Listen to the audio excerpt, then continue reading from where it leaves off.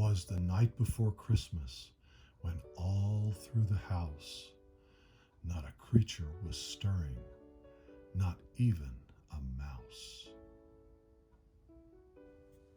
The stockings were hung by the chimney with care, in hopes that St. Nicholas soon would be there.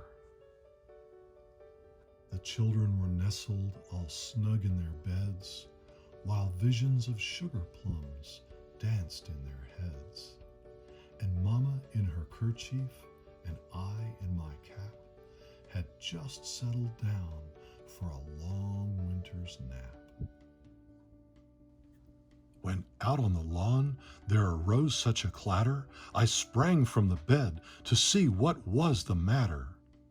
Away to the window I flew in a flash, tore open the shutters and threw up the sash. Oh, the moon on the breast of the new fallen snow gave the luster of midday to objects below. When what to my wondering eyes should appear but a miniature sleigh and 8 tiny reindeer, with a little old driver so lively and quick, I knew in a moment it must be St. Nick.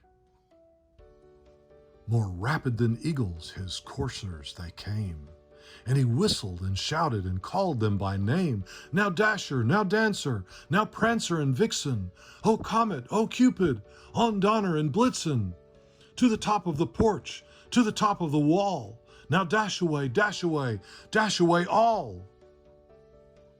As dry leaves that before the wild hurricane fly, when they met with an obstacle mount to the sky, so up to the housetop the coursers they flew, with the sleigh full of toys, and St. Nicholas too. And then in a twinkling I heard on the roof the prancing and pawing of each little hoof.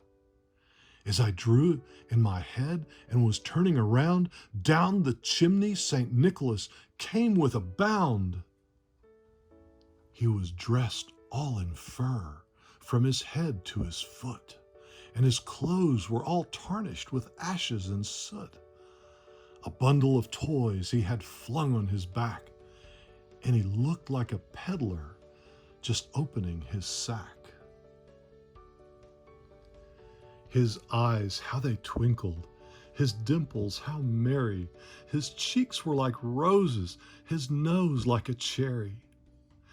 His droll little mouth was drawn up like a bow, and the beard on his chin was as white as the snow.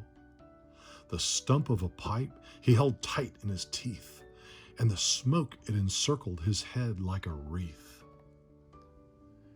He had a broad face and a little round belly that shook when he laughed like a bowl full of jelly. He was chubby and plump, a right jolly old elf, and I laughed when I saw him in spite of myself.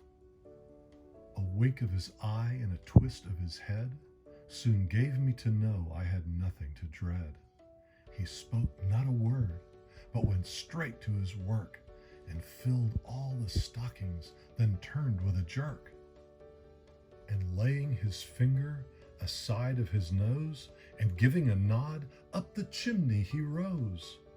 He sprang to his sleigh, to his team, and gave a whistle, and away they all flew, like the down of a thistle. But I heard him exclaim as he drove out of sight, "Merry Christmas to all, and to all a good night."